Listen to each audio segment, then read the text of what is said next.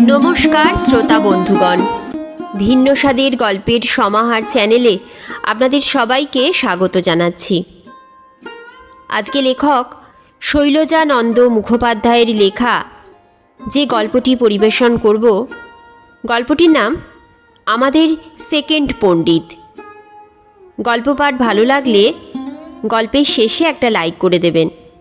আমার চ্যানেলটিকে সাবস্ক্রাইব করে আমার পাশে থাকবেন। তো চলুন শুরু করা যাক আজকের গল্প আমাদের সেকেন্ড পণ্ডিত।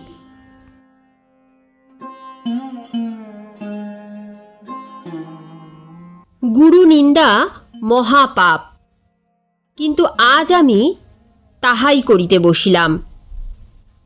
বাল্যকালে যাহার হাতের বেদ খাইয়া এ হইতে জেড পর্যন্ত মুখস্থ করিয়া ফেলিয়াছিলাম, আমাদেরই সেই সেকেন্ড পণ্ডিত মশায়ের কথা আজও ভুলিতে পারি নাই। ছোট্ট একটি মাইনর স্কুলের সেকেন্ড পণ্ডিত। আজ হয়তো বলিতে পারি, আহা বেচারা, কতটুকুই বা বিদ্যা আর কতই বা পেত। কিন্তু তখনকার দিনে সেসব আমরা বুঝিব কেমন করিয়া? আমরা দেখিতাম তাহার প্রচণ্ড প্রতাপ, দেখিতাম সমস্ত গ্রামের ছেলে মেয়ে শুধু তাহারই ভয়ে দিবারাত্রি যেন সন্ত্রস্ত হইয়াই আছে। কেহ কোথাও যদি দৌরাত্ম্য করিয়াছে তো একমাত্র সেকেন্ড পণ্ডিতের নাম করিলেই বাস, সব একেবারে ঠান্ডা।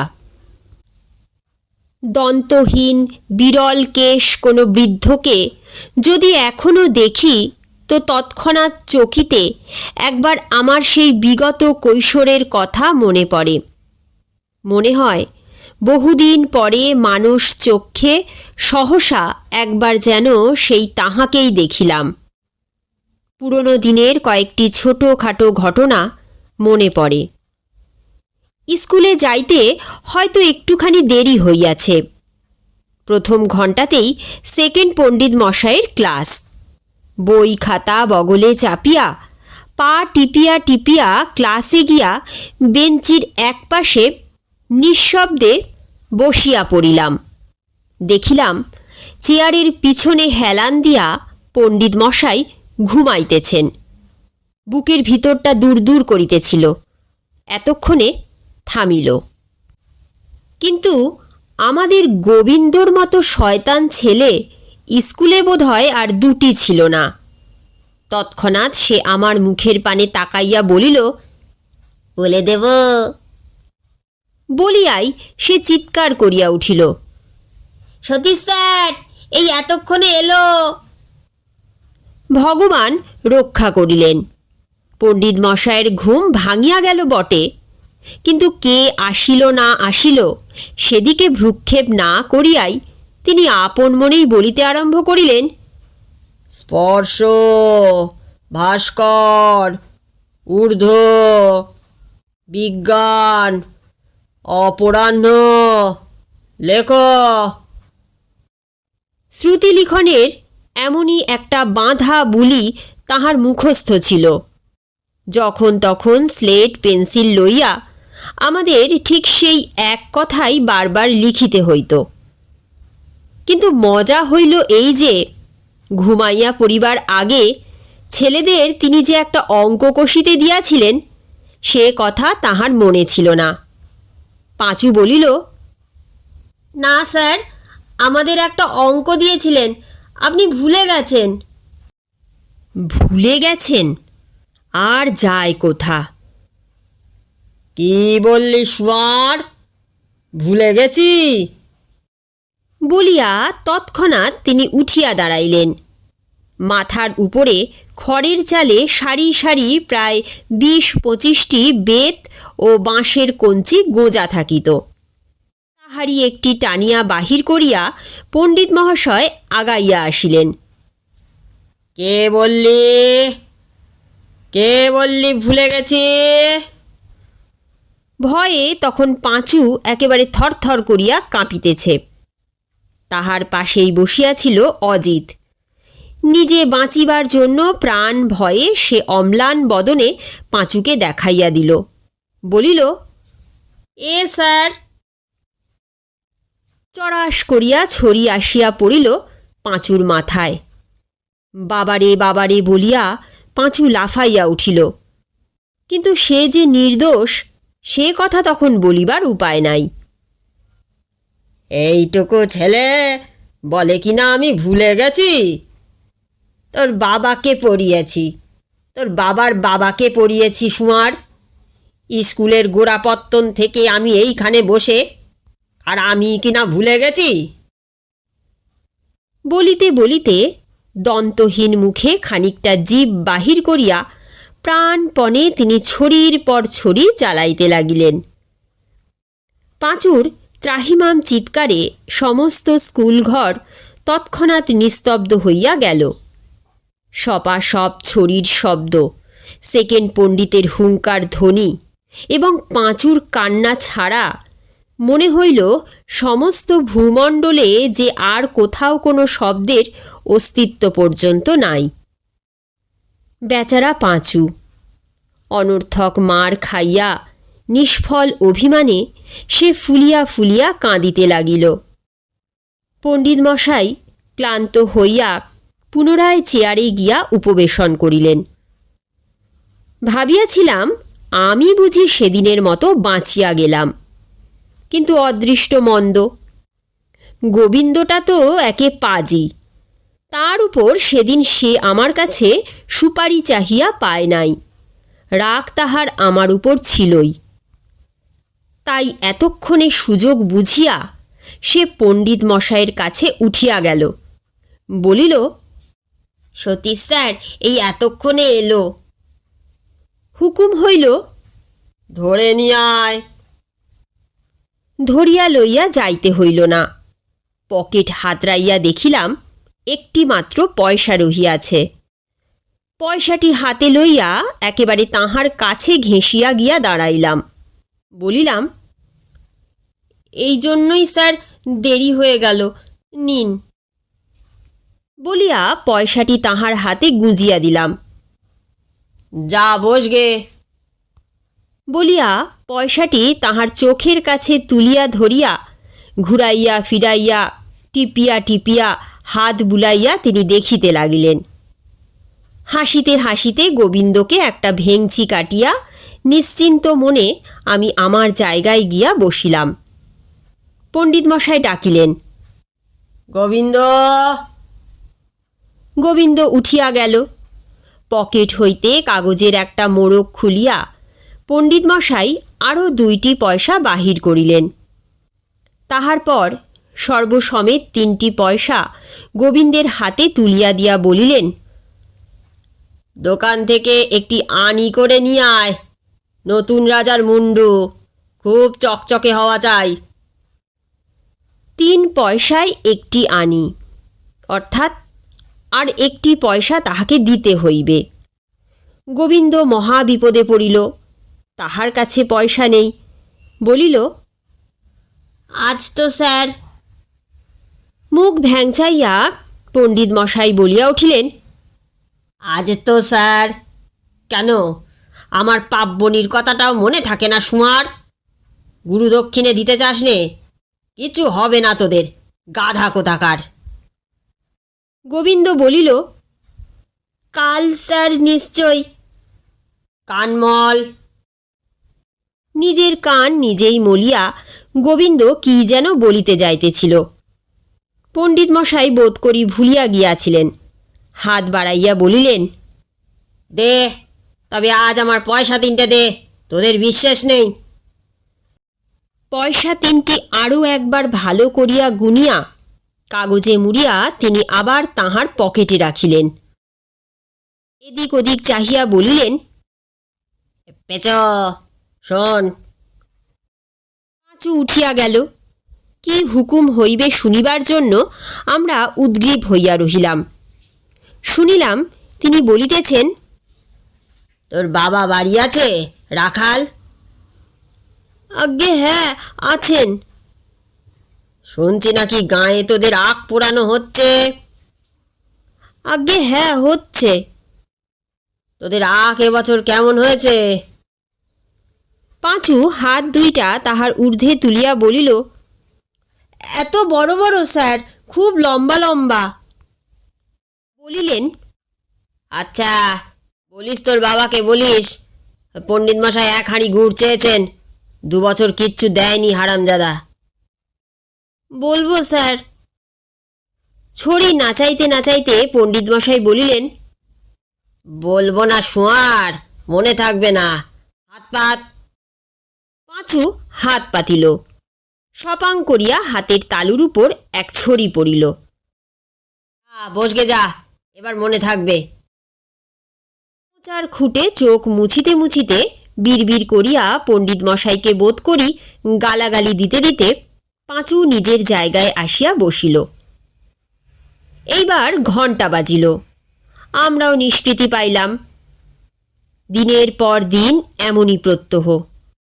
তাহার কাছে মার খাইতে হইলে অপরাধ যে করিতেই হইবে এমন কোনো কথা নাই। অপরাধ করি আর নাই করি, মার খাইতেই হইবে, ইহাই জানিতাম।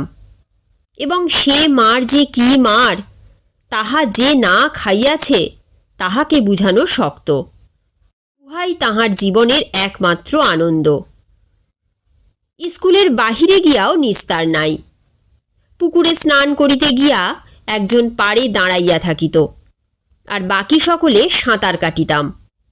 বহু দূরে পথের বাঁকে যেই তাহার মাথা দেখা যাইত, আর তৎক্ষণাৎ যে যেমন অবস্থায় আছে দে ছুট। গ্রামে হয়তো কোনো উৎসব উপলক্ষে যাত্রাগান হইতেছে, গোলমাল কিছুতেই থামানো যায় না। সেকেন্ড পণ্ডিতকে ডাকিয়া আনিয়া বসাইয়া দিবামাত্র দেখা গেল কোথাও আর টু শব্দ নাই। বৈকালে কার্তিক ময়রার দোকানের চালাটিতে বসিয়া তিনি সুর করিয়া রামায়ণ মহাভারত পড়িতেন। গ্রামের অনেকগুলি নিরক্ষর ব্যক্তি বসিয়া বসিয়া তাহাই শুনিত। মাসের শেষে তাহার জন্য তিনি কিছু প্রণামী পাইতেন, কিন্তু যতক্ষণ তিনি সেখানে থাকিতেন গ্রামের কোনো ছেলেই সে রাস্তা দিয়া সহজে পার হইতে চাহিত না। ছেলেদের লেখাপড়ার কথা উঠিলে গ্রামের মুরব্বীরা তাহার প্রশংসায় পঞ্চমুখ হইয়া উঠিতেন। বলিতেন, তা ভাগ্যিস ওই সেকেন্ড পণ্ডিত মশাই আসেন, তাই নইলে ছেলেগুলো হয়তো উচ্ছন্নে যেত। লেখাপড়া 2 পাতা যদি শিখতে পারে, তা ওই শুধু ওরই জন্যে। ছেলেরা দুষ্টামি করিলে বাড়ির মেয়েরা বলিত, ডাকি সেকেন্ড পণ্ডিতকে, মারে তোদের বেশ করে, না মারলে কি আর জব্দ হবার ছেলে তোরা? আবার মাঝে মাঝে তাদেরই মুখে অন্য কথা শোনা যাইত। পুকুরের জল আনিতে হইলে কলসি কাঁখে লইয়া মেয়েদের ওই স্কুলের পাশ দিয়াই যাইতে হয়। ছেলেদের কান্নার শব্দ শুনিয়া আসিয়া প্রায়ই তাহারা বলাবলি করিত, না বাপু, অত মারা কি ভালো, মিনসের মায়া দয়া কি কিছু নেই গা, ছোট ছোট ছেলেগুলোকে গরুর মতো ঠ্যাঙাচ্ছে দেখে এলাম।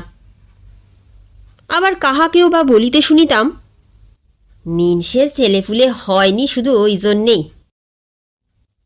কিন্তু পণ্ডিত গৃহিণীর সেজন্যে কোনো দুঃখ আছে বলিয়া তো মনে হইত না। বৈকালে প্রায়ই দেখিতাম তিনি ঘরের কাজকর্ম সারিয়া পান দোক্তা চিবাইতে চিবাইতে এ বাড়ি সে বাড়ি গল্প করিয়া ঘুরিয়া বেড়াইতেছেন। কত লোক কত কথা বলিত। ওদের ভাবনা কি ভাই, ওরা টাকার কুমির। ওই কিপটে পণ্ডিত মিনসে কি ছেলেদের কাছে কম পয়সা আদায় করে গা, তার উপর স্কুলের মাইনে পায়। আমরা তখন কিন্তু অত সব বুঝিতাম না। সেকেন্ড পণ্ডিতের ওই অত বুড়া বয়সেও হাতের জোর দেখিয়া আমরা তাহার সম্বন্ধে অনেক কথাই বলাবলি করিতাম। কেহ বলিত, এককালে একটা পাঁঠার মাংস মুড়া একাই খাইতে পারিত। কেহ বলিত, শ্যাম সাহেবের মতো অত বড় পুকুর বুড়া এখনো সাঁতার কাটিয়া এপার ওপার হইতে পারে। কেহ বলিত, একবার নাকি কতগুলো চোর গ্রামে চুরি করতে আসে, আসিয়া শেষে সেকেন্ড পণ্ডিতের হাতের মার খাইয়া একজন মরিয়া যায়, আর বাকিগুলো তাহারই হাতে ধরা পড়ে। এমনই সব অনেক কিছু। কিন্তু শেষ পর্যন্ত মা কালী ও মা দুর্গার কাছে প্রণাম করিয়া আমরা কেবলই প্রার্থনা করিতাম, হে মা কালী, হে মা দুর্গা, এবার যেন বুড়া মরিয়া যায়। এমনই করিয়া তাহার মৃত্যু কামনা করিতে করিতেই আমাদের মাইনর স্কুলের পড়া শেষ হইয়া গেল। এন্ট্রান্স স্কুলে পড়িবার জন্য আমরা শহরে গেলাম। ছুটির সময় শহর হইতে বাড়ি যখন যাইতাম, তখনও দেখিতাম বুড়া সেকেন্ড পণ্ডিত তখনও বাঁচিয়া আছেন, এবং ছোট ছোট ছেলেগুলি তখনও তাহার হাতে তেমনি মার খাইতেছে আর তাহার মৃত্যু কামনা করিতেছে। তাহাদের কামনার জোর বেশি কিনা তাই বা কে জানে। এন্ট্রান্স পাশ করিয়া কলিকাতায় যখন কলেজে পড়িতে গেলাম, শুনিলাম তিনি আর ইহজগতে নাই। সেকেন্ড পণ্ডিত মশাই মারা গিয়াছেন। দেশে ফিরিতে সেবার কিছুদিন দেরি হইয়াছিল। গিয়া দেখিলাম তিনি বাঁচিয়া থাকিতে মুরব্বীরা যে আশঙ্কা করিয়াছিলেন, সে আশঙ্কা সম্পূর্ণ অমূলক। দেখিলাম গ্রামের মাইনর স্কুলটি তাহার অবর্তমানেও ঠিক তেমনই চলিতেছে। তাঁর জায়গায় অন্য লোক বহাল হইয়াছে, এবং ছেলেদের দুপাতা শিখিবার ব্যাঘাত কোথাও কিছুই হয় নাই। ব্যাঘাত যাহা ঘটিয়াছে তাহা অন্যত্র।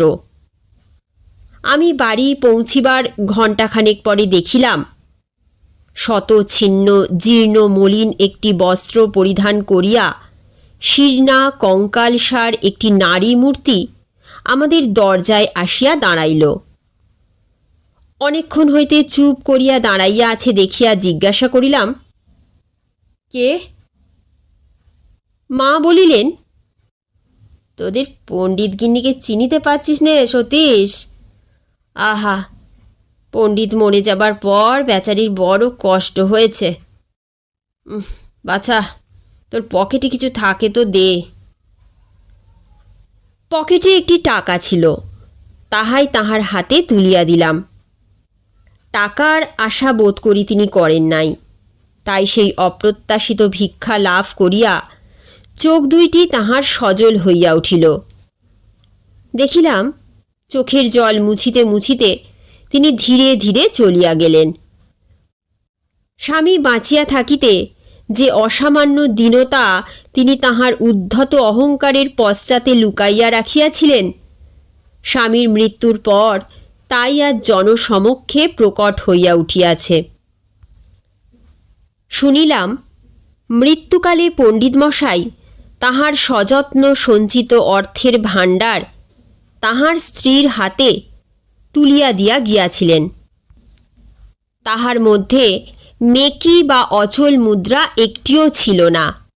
সিকি, দুয়ানি, আনি, পয়সা, আদলা এবং আধুলি প্রত্যেকটি ঝকঝকে তকতকে, প্রত্যেকটিতেই নূতন রাজার মুন্ডু আঁকা। কিন্তু সর্বসমেত একত্র যোগ করিয়া যাহা হইয়াছিল, তাহার পরিমাণ মাত্র 30ও অতিক্রম করে নাই। আরও শুনিলাম 12 টাকা পাইলাম বলিয়া সহি করিয়া স্কুলে তিনি বেতন পাইতেন মাত্র 7 টাকা। এসব কথা তখন বুঝিতাম না। বুঝিলে হয়তো দেবতার কাছে তাহার মৃত্যু কামনা করিতে গিয়া আমাদেরও চোখে জল আসিত। আজকের মতন গল্প পাঠ এখানেই শেষ হচ্ছে। গল্প পাঠ যদি এতটুকুও ভালো লেগে থাকে তবে অবশ্যই একটা লাইক করে দেবেন। আমার চ্যানেলটিকে সাবস্ক্রাইব করে আমার পাশে থাকবেন, যাতে ভিন্ন ভিন্ন স্বাদের বিভিন্ন ধরনের গল্প নিয়ে আপনাদের সামনে হাজির হতে পারি। আপনারা খুব ভালো থাকবেন, সুস্থ থাকবেন এবং সাবধানে থাকবেন। নতুন একটি দিনে নতুন একটি গল্প নিয়ে আপনাদের সামনে আমি আবার হাজির হব।